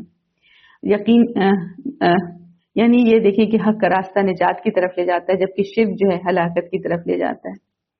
اور یقینی بات ہے کہ تم مجھے جس کی طرف بلاتے ہو وہ نہ تو دنیا میں پکارے جانے کے قابل ہے اور نہ آخرت میں، اور بلا شبہ ہماری واپسی اللہ ہی کی طرف ہے، اور بلا شبہ حد سے بڑھنے والے ہی دوزخی ہیں۔ اور لہٰذا تم عنقریب ان باتوں کو یاد کرو گے جو میں تم سے کہہ رہا ہوں، اور میں اپنا معاملہ اللہ کے سپرد کرتا ہوں، بلا شبہ اللہ اپنے بندوں کو خوب دیکھ رہا ہے۔ یعنی مومن کا اعتماد صرف اللہ پر ہوتا ہے۔ پھر انہوں نے جو مکر کیا تھا، اللہ نے اس کی برائیوں سے اس ایماندار کو بچا لیا، اور اللہ فرعون کو اور آل فرعون کو برے عذاب نے گھیر دیا۔ ہم دیکھیں کہ اللہ اپنے مخلص بندوں کی حفاظت کرتا ہے۔ وہ دوزخ کی آگ ہے جس پر انہیں صبح شام پیش کیا جاتا ہے، اور جس دن قیامت قائم ہوگی کہا جائے گا آل فرعون کو سخت ترین عذاب میں داخل کر دو۔ اور جب وہ جہنم میں باہم جھگڑیں گے تو جن لوگوں نے تکبر کیا تھا ان سے کمزور لوگ کہیں گے بلا شبہ ہم تو دنیا میں تمہارے تابع تھے، پھر کیا تم ہم سے آگ کا کچھ حصہ ہٹاؤ گے؟ یعنی ظلم و تکبر کا انجام سخت عذاب ہے۔ جن لوگوں نے تکبر کیا تھا وہ کہیں گے بے شک ہم سبھی اس آگ میں ہیں، بلا شبہ اللہ نے تو بندوں کے درمیان فیصلہ کر دیا ہے۔ اور وہ سب لوگ جو آگ میں ہوں گے جہنم کے دربانوں سے کہیں گے تم اپنے رب سے دعا کرو کہ وہ ایک دن تو ہم سے کچھ عذاب ہلکا کر دے۔ وہ کہیں گے کیا تمہارے رسول تمہارے پاس کھلی نشانیاں لے کر نہیں آئے تھے؟ وہ جواب میں کہیں گے کیوں نہیں؟ وہ دربان کہیں گے پھر تم خود ہی دعا کر لو، اور کافروں کی دعا تو بیکار ہی جائے گی۔ یعنی گمراہ قیادت جو ہے اور اندھی پیروی دونوں انجام میں نقصان دیتی ہیں۔ ان آیات میں بتایا گیا کہ شرک انسان کو ہلاکت کی طرف لے جاتا ہے۔ مومن اپنا معاملہ اللہ کے سپرد کرتا ہے، اللہ اپنے بندوں کو سازشوں سے بچا سکتا ہے۔ اندھی پیروی آخرت میں فائدہ نہیں دیتی۔ ان آیات میں یہاں پر جو مومن بندے جو آل فرعون کا ایک مومن آدمی تھا تو موسیٰ علیہ السلام کی حمایت میں کھڑا ہوتا ہے، تو قرآن نے اس واقعے کو بہت بامانہ انداز میں بیان کیا ہے۔ یہ واقعہ اس وقت کا ہے جب موسیٰ علیہ السلام فرعون کے دربار میں اللہ کا پیغام لے کر جاتے ہیں، اور فرعون اور اس کے سردار جو ہے فیصلہ کرتے ہیں کہ موسیٰ علیہ السلام کو قتل کر دیا جائے تاکہ ان کی دعوت ہی ختم ہو جائے۔ اسی وقت دربار میں موجود ایک شخص جو آل فرعون میں سے تھا لیکن ایمان لا چکا تھا کھڑا ہوتا ہے اور بہت ہی حکمت کے ساتھ موسیٰ علیہ السلام کا دفاع کرتا ہے۔ تو قرآن کہتا ہے کہ وہ اپنا ایمان چھپائے ہوئے تھا، اس نے سیدھا فرعون سے لڑائی نہیں کی بلکہ بڑی دانائی سے چند باتیں سمجھائی، اور اس نے انصاف کی اپیل کی۔ اس نے کہا کہ تم ایک شخص کو صرف اس لیے قتل کرنا چاہتے ہو کہ وہ کہتا ہے کہ میرا رب اللہ ہے؟ یعنی اگر وہ جھوٹا ہے تو اس کا جھوٹ تو اسی پر آئے گا، اور اگر وہ سچا ہے تو پھر تم پر عذاب آ سکتا ہے نا۔ اور پھر اس کے بعد وہ پچھلی قوموں کی مثالیں اس پر بات کرتا ہے۔ اس نے یاد دلایا کہ پہلے بھی تو قومیں جو تھیں انبیاء کو جھٹلا کر تباہ ہو چکی ہیں، جیسے قوم نوح، عاد اور سمود، اور پھر دنیا کی حکومت جو ہے عارضی ہے۔ اس نے کہا کہ آج تمہارے پاس اقتدار ہے لیکن اللہ کے عذاب سے کون بچائے گا؟ پھر اس نے آخرت کی یاد دہانی دلائی۔ اس نے قیامت کے دن کو یوم التناد کہا، یعنی وہ دن جب لوگ ایک دوسرے کو پکاریں گے اور کوئی کسی کی مدد نہیں کر سکے گا۔ پھر کھلے الفاظ میں بھی اس نے دعوت دی۔ آخر میں اس نے کہا میں تمہیں نجات کی طرف بلا رہا ہوں اور تم مجھے جہنم کی طرف بلا رہے ہو، یعنی وہ توحید کی طرف بلا رہا تھا جبکہ وہ لوگ شرک کی طرف بلا رہے تھے۔ تو یہ اصل میں فرعون کے دربار کا منظر ہے جہاں طاقت، غرور اور ظلم موجود تھا، اور اس ماحول میں ایک شخص سچ بولنے کی ہمت کرتا ہے۔ وہ نہ صرف موسیٰ علیہ السلام کا دفاع کرتا ہے بلکہ پوری قوم کو آخرت اور توحید کی دعوت بھی دے دیتا ہے۔ تو پیغام کیا ہے اس واقعے سے ہمارے لیے کہ سچ بولنے کے لیے ہمیشہ نبی ہونا ضروری نہیں ہے، ایک عام مومن بھی حق کی گواہی دے سکتا ہے۔ حکمت اور عقل کے ساتھ بات کرنا دعوت کا بہترین طریقہ ہے۔ اقتدار اور طاقت کے سامنے بھی حق کہا جا سکتا ہے۔ ایک سچا مومن جہاں بھی ہو وہاں حق کی آواز جو ہے وہ بن جاتا ہے۔ تو ہم مختصراً یوں سمجھیں کہ اس واقعے کے تھرو بات کیا کہی جا رہی ہے کہ جس جو آل فرعون کا وہ مومن جو تھا تو دراصل اس بات کی مثال ہے کہ ظلم کے ماحول میں بھی ایک سچا دل رکھنے والا انسان حکمت، دلیل اور آخرت کی یاد دہانی کے ساتھ حق کا دفاع کر سکتا ہے۔ آگے ہے آیت نمبر 51 سے 60۔ بلا شبہ ہم اپنے رسولوں کی اور ایمان والوں کی مدد دنیاوی زندگی میں بھی کرتے ہیں اور اس دن بھی کریں گے جب گواہ کھڑے ہوں گے۔ اس دن ظالموں کو ان کی معذرت کوئی نفع نہیں دے گی اور ان کے لیے لعنت ہوگی اور ان کے لیے برا گھر ہوگا۔ بلا شبہ ہم نے موسیٰ کو ہدایت دی اور ہم نے بنی اسرائیل کو کتاب کا وارث بنایا، عقل مندوں کی ہدایت اور نصیحت کے لیے، یعنی اللہ کی ہدایت ہمیشہ انسانوں کی رہنمائی کے لیے آتی ہے۔ لہٰذا اے نبی آپ صبر کیجئے، بے شک اللہ کا وعدہ سچا ہے، اور اپنے گناہ کی معافی مانگیے اور صبح اور شام کو اور صبح کو اپنے رب کی حمد کے ساتھ تسبیح بیان کیجئے۔ بلا شبہ جو لوگ اللہ کی آیات میں کسی دلیل کے بغیر جھگڑتے ہیں جو ان کے پاس آئی ہو، ان کے سینوں میں صرف بڑائی کا خبت ہے، وہ اس تک کبھی پہنچ نہیں سکیں گے۔ لہٰذا آپ ان کے شر سے اللہ کی پناہ مانگیے، بلا شبہ وہی خوب سننے والا، خوب دیکھنے والا ہے۔ यानी सब्र, इस्तिग़फ़ार और तस्बीह मोमिन की ताकत है। आसमानों और ज़मीन को पैदा करना लोगों को पैदा करने से कहीं ज़्यादा बड़ा काम है, लेकिन अक्सर लोग नहीं जानते। और अंधा और देखने वाला बराबर नहीं, और वो लोग जो ईमान लाए और उन्होंने नेक अमल किए और बुराई करने वाले बराबर नहीं। तुम बहुत कम नसीहत पकड़ते हो। बिलाशुबह क़यामत यकीनन आने वाली है, इसमें कोई शक नहीं, लेकिन अक्सर लोग ईमान नहीं लाते। यानी अल्लाह की कुदरत क़यामत को मुमकिन बना देती है। और तुम्हारे रब ने कहा है, तुम मुझे पुकारो, मैं तुम्हारी दुआएं कबूल करूंगा। बिलाशुबह जो लोग मेरी इबादत से सरकशी करते हैं वह अनकरीब ज़लील ख़ार होकर जहन्नम में दाखिल होंगे। यानी दुआ बंदे और अल्लाह के दरमियान मजबूत ताल्लुक है। इन आयात में बताया जा रहा है कि अल्लाह अपने रसूलों और मोमिनों की मदद करता है। सब्र और इस्तिग़फ़ार ईमान की ताकत है, और बताया कि क़यामत यकीनी है। दुआ अल्लाह के करीब होने का सबसे बड़ा जरिया है। आगे है आयत नंबर 61 से 70। अल्लाह वो है जिसने तुम्हारे लिए रात तारीक बनाई ताकि तुम उसमें आराम करो, और दिन को दिखलाने वाला यानी रोशन बनाया। बिलाशुबह अल्लाह लोगों पर बड़े फज़ल वाला है, लेकिन अक्सर शुक्र नहीं करते। यही अल्लाह तुम्हारा रब है, हर शय का पैदा करने वाला, उसके सिवा कोई सच्चा माबूद नहीं। फिर तुम कहाँ बहकाए जाते हो। यानी कायनात का निज़ाम अल्लाह की रुबूबियत की तरह की वाज़ेह निशानी है। इसी तरह वो लोग बहकाए जाते रहे जो अल्लाह की आयत का इनकार किया करते थे। और वो अल्लाह वो है जिसने ज़मीन को तुम्हारे लिए करारगाह और आसमान को छत बनाया, और उसने तुम्हारी सूरतें बनाई तो बहुत अच्छी सूरतें बनाई, और उसने तुम्हें पाकीज़ा चीज़ से रिस्क दिया। यही अल्लाह तुम्हारा रब है। सो अल्लाह रब्बुल आलमीन बहुत बाबरकत है। यानी अल्लाह की नेमतें इंसान को शुक्र और तौहीद की तरफ बुलाती हैं। वो जिंदा है, उसके सिवा कोई बरहक माबूद नहीं, लिहाजा तुम उसके लिए बंदगी को खालिस करते हुए उसी को पुकारो। सब तारीफें अल्लाह रब्बुल आलमीन के लिए हैं। आप कह दीजिए, बेशक मुझे इससे रोक दिया गया है कि मैं उनकी इबादत करूं जिन्हें तुम अल्लाह के सिवा पुकारते हो, जबकि मेरे पास मेरे रब की तरफ से वाज़ेह निशानी आ गई, और मुझे ये हुक्म दिया गया है कि मैं रब्बुल आलमीन का फरमाबरदार रहूं। यानी इबादत और दुआ सिर्फ अल्लाह के लिए होनी चाहिए। वही है जिसने तुम्हें मिट्टी से पैदा किया, फिर नुत्फे से, फिर जमे हुए खून से, फिर वो तुम्हें बच्चा बनाकर निकालता है, फिर ताकि तुम अपनी जवानी की कुव्वतों को पहुंचो, फिर ताकि तुम बूढ़े हो जाओ। और तुम में से कुछ वो हैं जो इससे पहले ही फौत कर दिए जाते हैं, ताकि तुम एक मुकर्ररा मुद्दत को पहुंचो, और ताकि तुम समझो वही तो है जो जिंदा करता है और मारता है। फिर जब वो किसी काम का फैसला कर लेता है तो बस उससे कहता है हो जा, तो वो हो जाता है। यानी इंसान की तख्लीक अल्लाह की कुदरत की बड़ी निशानी है। क्या आपने उन लोगों को नहीं देखा जो अल्लाह की आयत में झगड़ते हैं? वो कहाँ फेरे जा रहे हैं? जिन्होंने इस किताब यानी कुरान को झुटलाया, और उन तालीमात को भी जिनके साथ हमने अपने रसूलों को भेजा, तो वो अनकरीब जान लेंगे। यानी हक का इनकार आखिरकार जो है रुसवाई तक ले जाता है। इन आयात में हमारे लिए क्या सबक है कि कायनात का निज़ाम अल्लाह की कुदरत की निशानी है, इंसान की तख्लीक तौहीद की दलील है, और दीन खालिस अल्लाह के लिए होना चाहिए। हक का इनकार अंजाम में रुसवाई लाता है। आगे है नंबर 71 से 85। जब उनकी गर्दनों में तौक और बेड़ियां होंगी जिनमें जकड़ कर वो घसीटे जाएंगे खौलते हुए पानी में, फिर वो आग में झोंक दिए जाएंगे। फिर उनसे कहा जाएगा, कहाँ है वो जिन्हें तुम शरीक ठहराते थे अल्लाह के सिवा? वो कहेंगे, वो तो हमसे गुम हो गए, बल्कि हम तो उससे पहले किसी को भी न पुकारते थे। अल्लाह इसी तरह काफिरों को गुमराह करता है। यानी क़यामत के दिन झूठे माबूद किसी के काम नहीं आएंगे।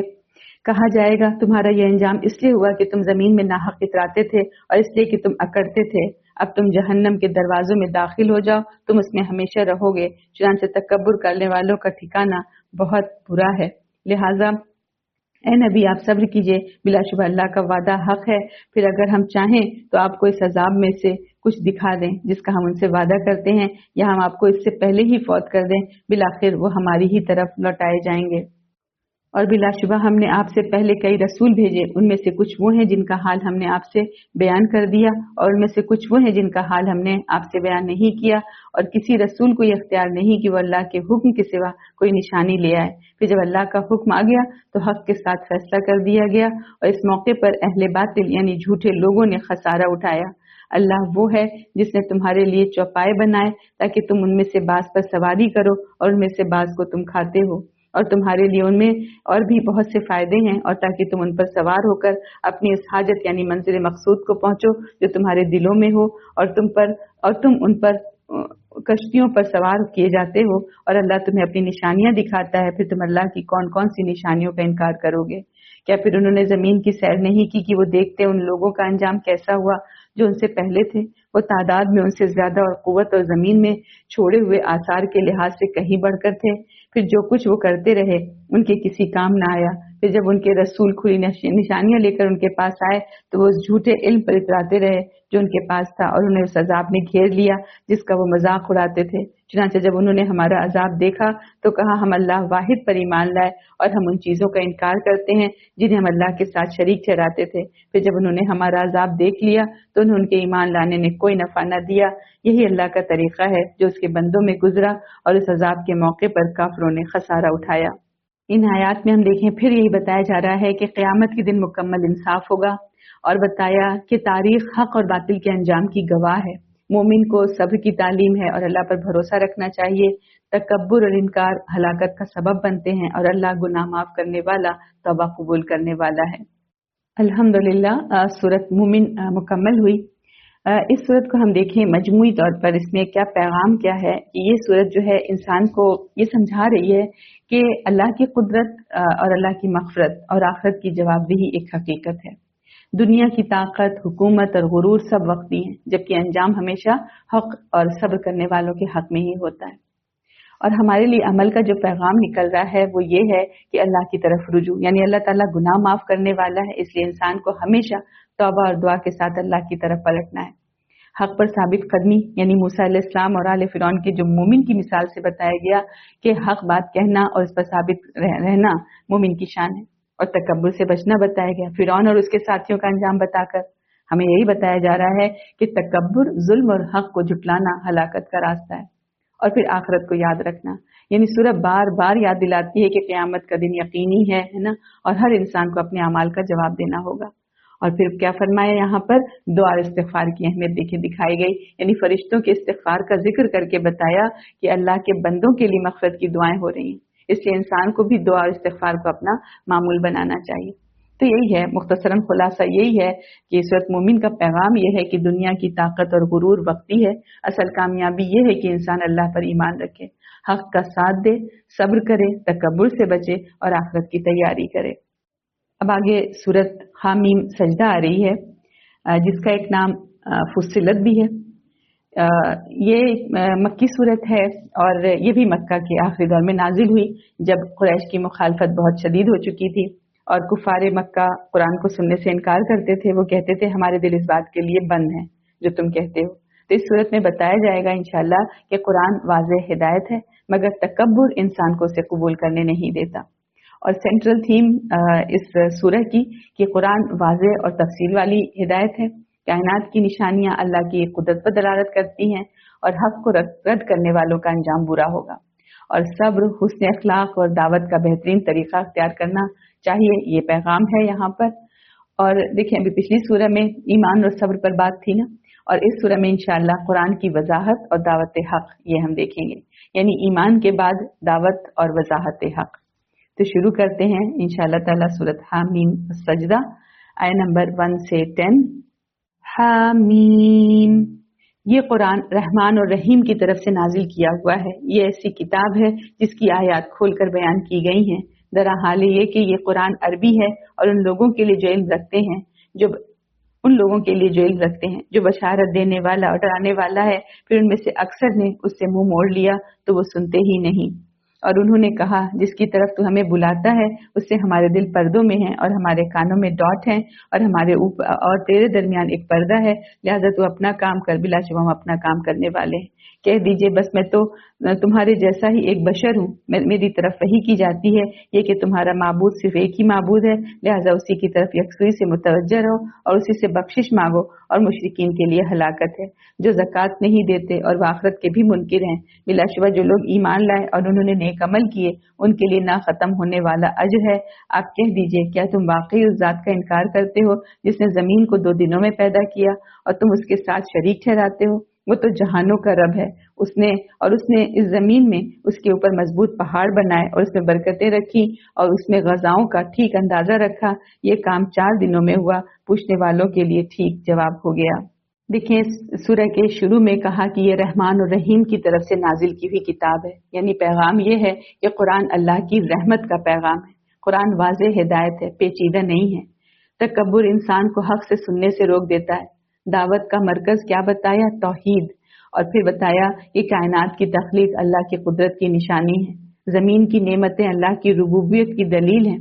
یعنی پورا جو ایک گو میں اگر ہم سمجھے تو یہ بتایا جا رہا ہے کہ قرآن واضح کھلا، بالکل کھلی ہدایت ہے، تکبر انسان کو حق سے دور کر دیتا ہے، توحید جو ہے دعوت کا اصل مرکز ہے، اور کائنات اللہ کی قدرت کی نشانی ہے۔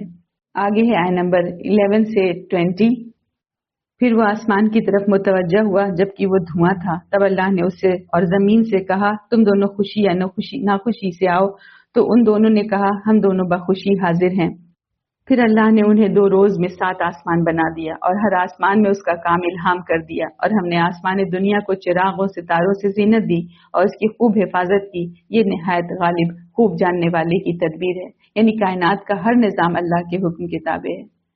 پھر اگر وہ منہ موڑیں تو کہہ دیجئے میں نے تمہیں ایسی کڑک یعنی آسمانی عذاب سے ڈرا دیا ہے جو عاد و سمود کی کڑک کے مانند ہوگی۔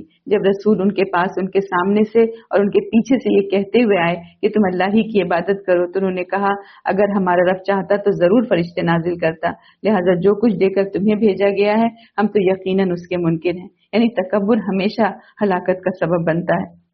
پھر جو عاد تھے تو انہوں نے زمین میں ناحق تکبر کیا اور بولے قوت میں ہم سے زیادہ سخت کون ہے؟ کیا انہوں نے دیکھا نہیں کہ بے شک اللہ جس نے انہیں پیدا کیا وہ قوت میں ان سے زیادہ سخت ہے، اور وہ ہماری آیات کا انکار کرتے رہے۔ چنانچہ ہم نے ان پر منحوس یعنی ثابت ہونے والے دنوں میں طوفانی ہوا بھیجی تاکہ ہم انہیں دنیاوی زندگی ہی میں ذلت و رسوائی کے عذاب کا مزہ چکھائیں، اور بلا شبہ آخرت کا عذاب سب سے زیادہ رسوا کن ہے اور ان کی مدد نہیں کی جائے گی۔ یعنی طاقت بر غرور انسان کو تباہی تک لے جاتا ہے۔ اور جو سمود تھے تو ہم نے ان کی رہنمائی کی تو انہوں نے ہدایت پر اندھے پن کو پسند کیا، پھر ان کی کرتوتوں کی وجہ سے انہیں ذلت و رسوائی کے عذاب کی کڑک نے آ لیا، اور ہم نے ان لوگوں کو نجات دی جو ایمان لائے اور وہ تقوی اختیار کرتے تھے۔ یعنی نجات ہمیشہ ایمان و تقوی والوں کو ملتی ہے۔ اور جس دن اللہ کے دشمن ہانک کر آگ کی طرف اکٹھے کیے جائیں گے تو ان کی درجہ بندی کی جائے گی، یہاں تک کہ جب وہ اس دوزخ کے پاس پہنچیں گے تو ان کے خلاف ان کے کان اور ان کی آنکھیں اور ان کی جلدیں ان کے عملوں کی گواہی دیں گے جو وہ کیا کرتے تھے۔ یعنی قیامت کے دن انسان کے اپنے اعضا بھی گواہ بن جائیں گے۔ تو ان آیات میں کیا بتایا جا رہا ہے کہ کائنات اللہ کے حکم کے تابع ہے، تکبر انسان کو تباہی تک لے جاتا ہے، ہدایت کو چھوڑنا ہلاکت کا سبب ہے، قیامت کے دن ہر عمل ظاہر ہو جائے گا۔ آگے ہے آیت نمبر 21 سے 30۔ اور وہ اپنی جلدوں سے کہیں گے تم نے ہمارے خلاف گواہی کیوں دی؟ وہ کہیں گی ہمیں اسی اللہ نے بلوایا جس نے ہر چیز کو بلوایا، اور اس نے تمہیں پہلی بار پیدا کیا اور تم اسی کی طرف لوٹائے جاؤ گے۔ اور تم گناہ کرتے وقت یہ سوچ کر پردہ نہیں کیا کرتے تھے کہ تمہارے کان اور تمہاری آنکھیں اور تمہارے چمڑے تمہارے خلاف گواہی دیں گے، بلکہ تم سمجھتے تھے کہ بے شک اللہ تمہارے بہت سے اعمال کو نہیں جانتا جو تم کرتے تھے۔ یعنی قیامت کے دن انسان کے اپنے اعضاء اس کے اعمال کی گواہی دیں گے، ہے نا؟ اور تمہارا یہی گمان جو تم نے اپنے رب کے بارے میں کیا اسی نے تمہیں ہلاک کیا، چنانچہ تم خسارہ پانے والوں میں سے ہو گئے۔ پھر اگر وہ صبر کریں تو بھی آگ ہی ان کا ٹھکانہ ہے، اور اگر وہ معافی مانگیں گے تو وہ معاف کیے گئے لوگوں میں سے نہ ہوں گے۔ یعنی غلط تصور جو ہے خدا انسان کو گمراہی میں ڈال دیتا ہے۔ اور ہم نے ان کے کچھ برے ہم نشین مقرر کر دیے تو انہوں نے ان کے اگلے اور پچھلے تمام اعمال جو ہے خوشنما بنا کر ان کو دکھائے۔ آخر کار ان پر بھی اللہ کے عذاب کی وہ بات پوری ہوئی جو ان سے پہلے گزرنے والے جنوں اور انسانوں کے گروہوں پر پوری ہو چکی تھی، کہ بلا شبہ وہ خسارہ پانے والوں میں سے تھے۔ اور کافروں نے ایک دوسرے سے کہا تم اس قرآن کو مت سنو اور جب پڑھا جائے تو شور مچاؤ تاکہ تم غالب آؤ، چنانچہ جن لوگوں نے کفر کیا ہم انہیں ضرور سخت عذاب کا مزہ چکھائیں گے، اور جو بدترین عمل وہ کرتے رہے ہیں ہم انہیں ان کا بدلہ ضرور دیں گے۔ یعنی بری صحبت انسان کو گمراہی میں مزید آگے لے جاتی ہے۔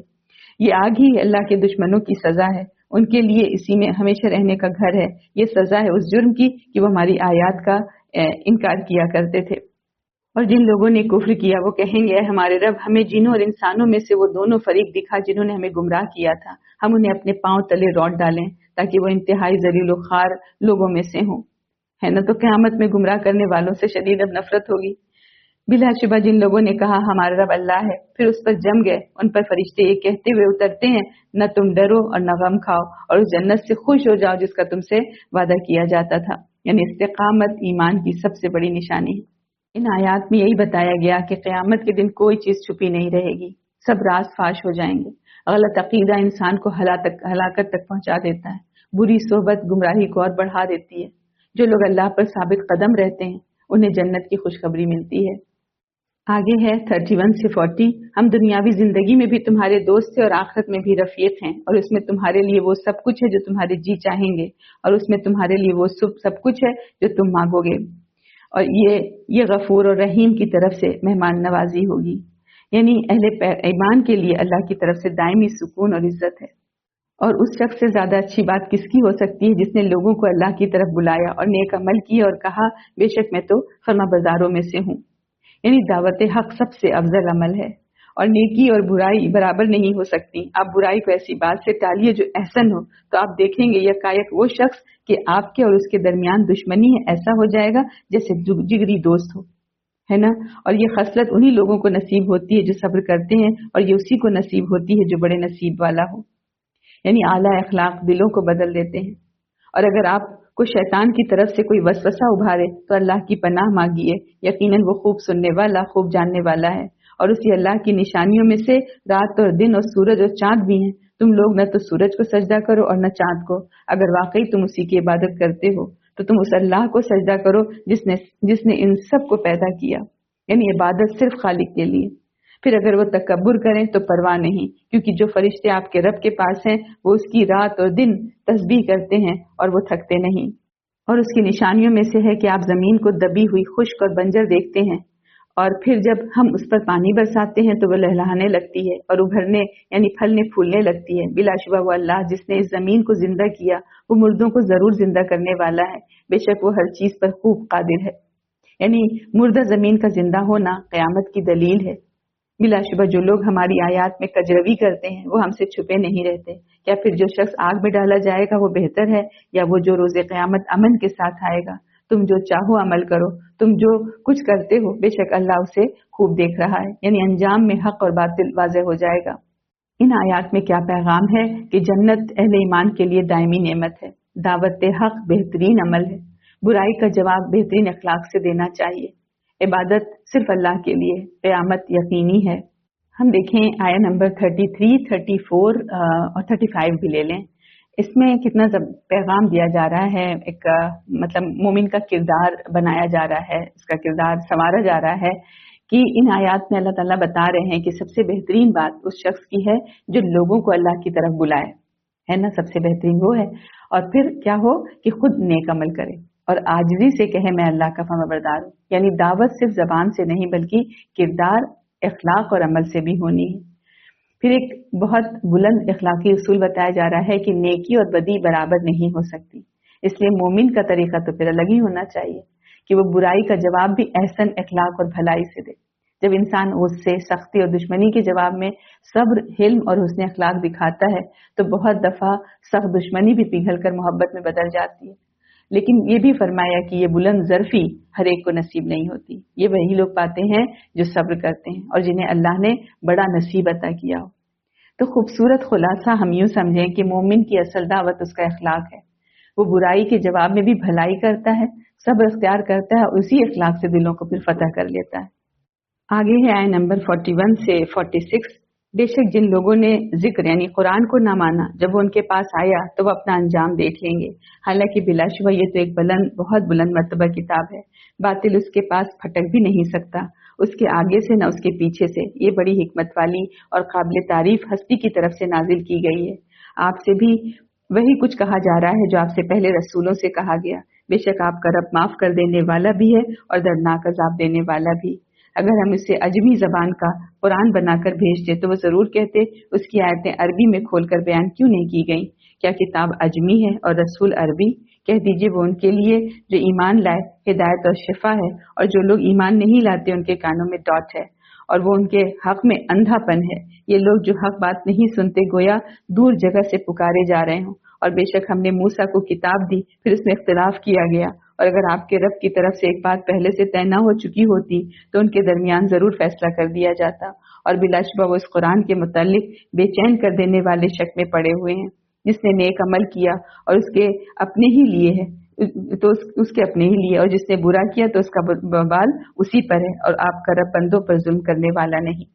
ان آیات میں دیکھیں بتایا گیا کہ قرآن محفوظ ہے اور حق پر مبنی کتاب ہے، اور منکرین کا مسئلہ زبان نہیں بلکہ ضد ہے، اور ہدایت آنے کے بعد بھی اختلاف انسان کی کمزوری ہے۔ ہر انسان اپنے عمل کا ذمہ دار ہے۔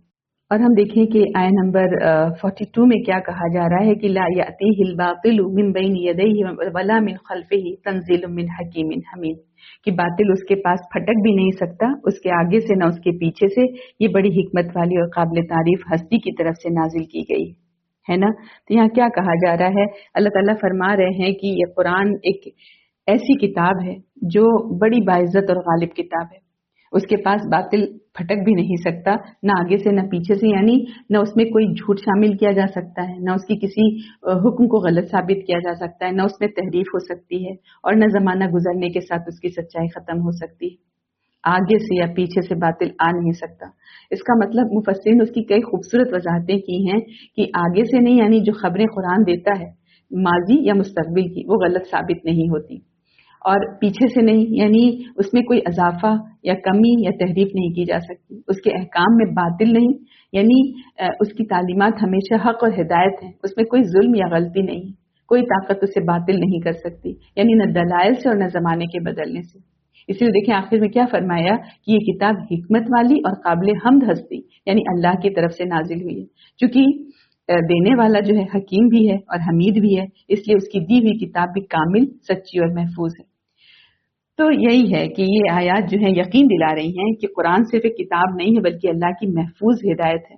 زمانہ بدل جائے، نظریات بدل جائیں، مگر قرآن کی سچائی اور رہنمائی کبھی پرانی نہیں ہوتی، کیونکہ اسے اس رب نے نازل کیا ہے جو ہر چیز کو حکمت کے ساتھ جانتا اور ہر تعریف کا مستحق ہے۔ الحمدللہ الحمدللہ جز 24 مکمل ہوا۔ اس جز کے اہم پیغام کیا ہیں کہ اخلاص کے ساتھ صرف اللہ کی عبادت، یعنی دین خالص جو ہے اللہ کے لیے ہے۔